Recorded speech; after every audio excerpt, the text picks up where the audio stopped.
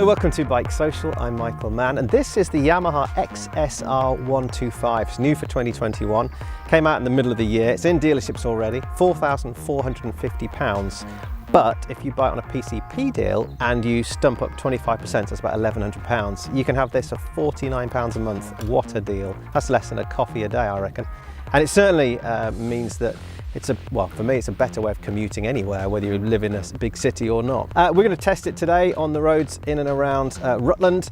I'm going to have a little close up and talk to you about all the details, and you're going to join me on board. All right, let's go.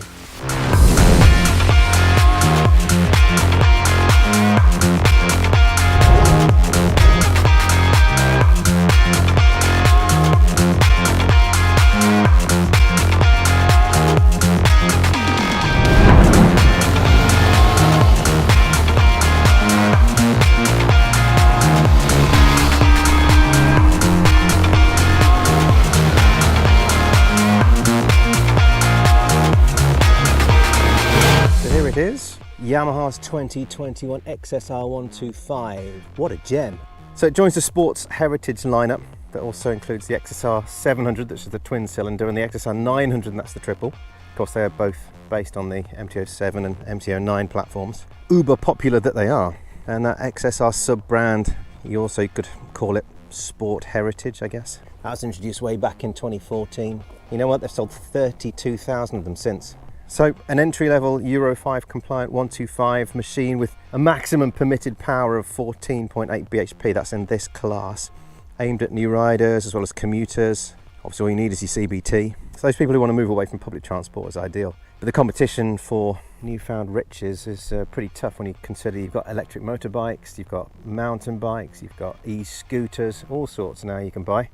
Or even those traditional sort of air-cooled 125s. But this is your geared 125, and it's got that same engine as the R125 and the MT125, which means it's got variable valve timing. At 7,400 RPM, it just switches to improve torque.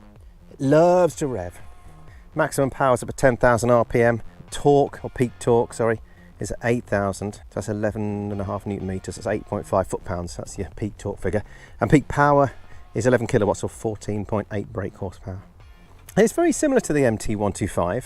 I reckon they're going to sell, in similar quantities. It uses the same frame, it uses the same engine, it's got different wheels. These are new 10-spoke alloys. It uses different tyres because these ones match the sort of the style of the bike. The IRC Trail Winner. Available in 3 colours: red line, tech black and impact yellow. It's ideal for your starters in motorcycling or starters in personalisation. We've seen loads of the XSR 700 and 900 models over the years being personalised. They're being lowered and chopped and tucked and lengthened and whatever else bike builders do.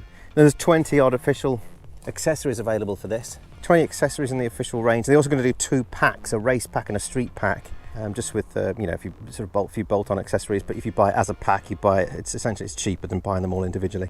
And if you want to put that into your PCP deal, you can as well. So yeah, it makes a great alternative for the likes of the MT125, and then you've got competitors from Honda, from Husqvarna, KTM, Suzuki, Kawasaki. It's a really competitive world out there, and you don't have to worry necessarily about paying your four and a half grand, damn it, outright, because the PCP deal is so attractive. And it's frugal too, 11-litre tank, and it's said to achieve somewhere like 135 mpg. Well, let's go and find out, shall we? Well, ladies and gentlemen, welcome to the press ride of the XSR125 Yamaha. So this is a new model for 2021. Liquid cooled, single cylinder. Obviously it's the CBT compliant, A1 compliant, so that means that it's a 125cc that puts out the sort of the maximum power for this category, which is 11 kilowatts. That equates to about 14.8 brake horsepower. It's got a nice tinny noise to it. Heritage, some might say, but it's cute. It's got a 6-speed gearbox. It's got lots of lovely finishes on it. There's lots of alloy bits. There's brand new 12-spoke wheels. That's one of the big differences from the MT. It's also £200 cheaper at 4,450. We're flat out, struggling up the hill. Knock it down a gear. 6-speed box. Yeah, other big differences to the MT apart from the £200 up on the price so it's slightly cheaper, slightly wider handlebars, 15mm, slightly more, they call it casual riding position. The forks are slimmer and the subframe's different. On this XSR you get some nice little fancy bits as well. There's the circular LED headlight and tail light, both circular. Got that little XSR badge in the middle. It's quite cool. Some of those finer, some of the finer details you perhaps wouldn't find on some of the rivals. Certainly some of the geared 125s from China, let's say. You've got this really smart inverted LCD, again circular dash there.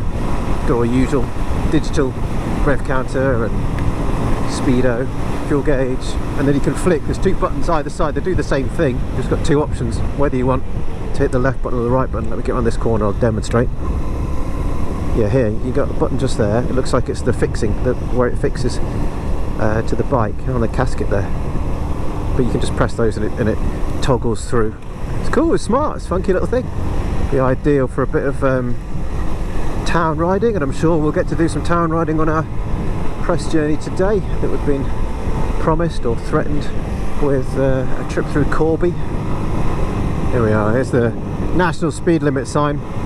So we're in 40 miles an hour. Let's knock it down to third and gun it! Full throttle!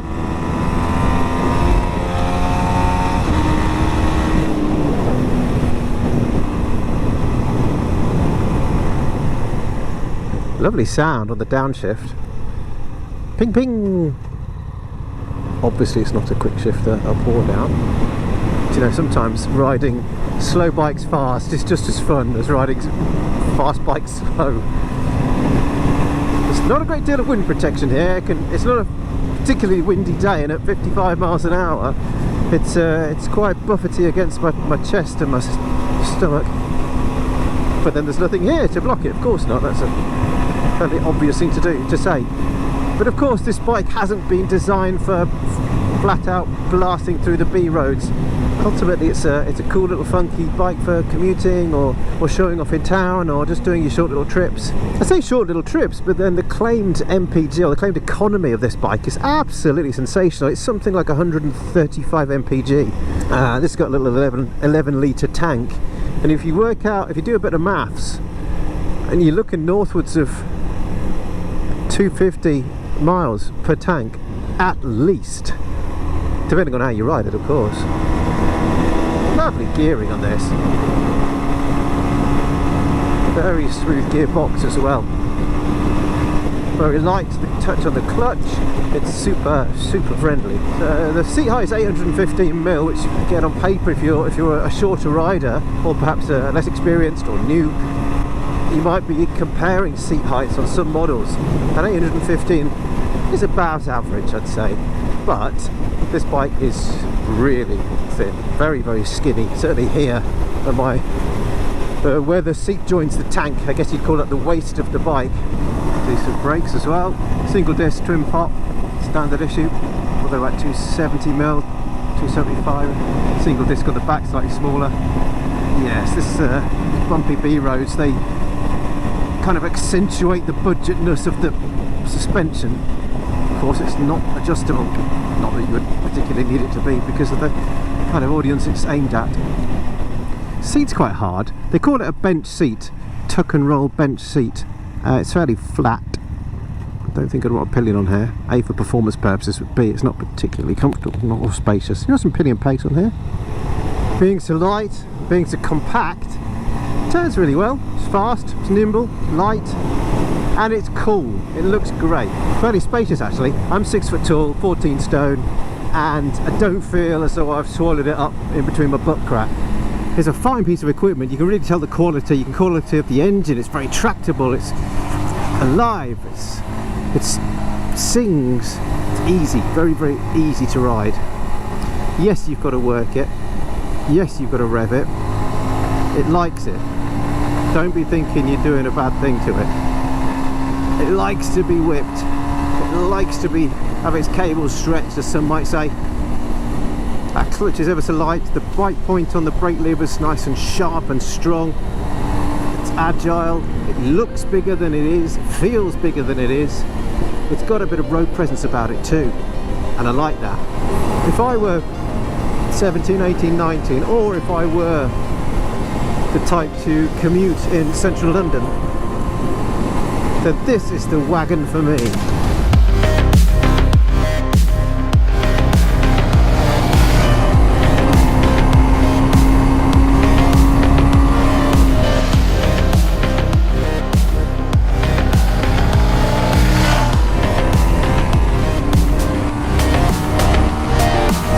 So there we have it. What a great little bike. It doesn't have to be for your newcomers, for your CBTers, for your teenagers. You can use this as for anything really. It's a pit bike around the paddock. You can take it on the back of your motorhome. You can commute to the office, commute to the train station, do whatever. It's a great bike, great looking bike. It doesn't look like a very, very basic CBT type of bike. It's got a lot of grown-upness about it, especially it kind of, it follows that heritage of the XSR700, the XSR900. So it looks mega. It's got great detail on it. The engine is fantastic for a 125. Yes, you have to work it, but that's part of the fun. It's entertaining to ride. It's very, very easy. I'm a big fan, and at £49 a month on a PCP deal, well, that's less than a coffee a day, I think. Go and try one if you're in the market for one. Thanks for joining me today. Hope you've enjoyed it, and we'll see you next time. Don't forget to leave any comments, questions, or anything else in the comment section below. Cheers.